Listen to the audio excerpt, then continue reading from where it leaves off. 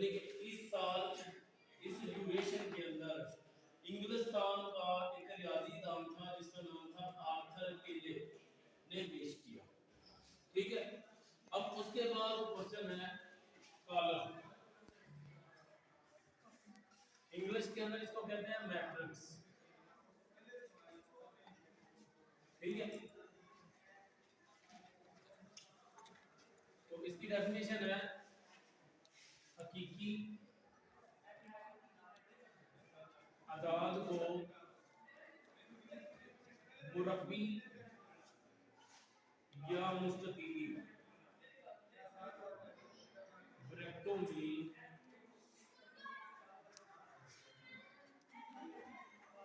कतारों और कॉलमों की शक्ल में लिखना कॉलम कहलाती है। मिसाल है इसकी ए बराबर, देखिए ये मुरब्बी ब्रैकेट है और ये इसके अंदर कतार है, दो कतारें और दो कॉलम है इसके अंदर। अब यहाँ हमारे कतार और कॉलम ये क्या चीज होती है? कतारें या कतार, इसको छोटे एम से जाहिर किया जाता है। ठीक है, इंग्लिश के अंदर इसको कहते हैं रो और इसको छोटे एम से जाहिर किया जाता है। किसी भी कॉलम में उसकी तरतीब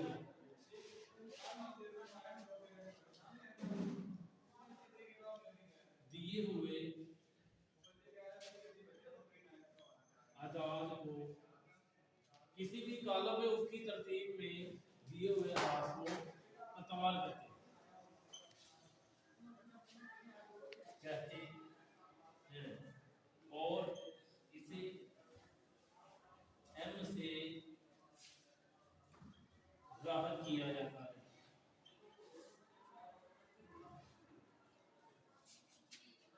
कॉलम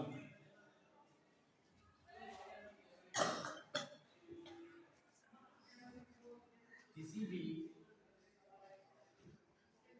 कॉलम में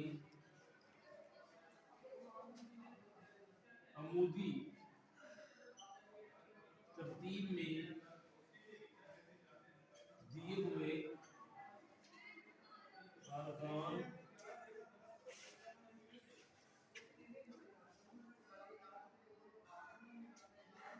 को कॉलम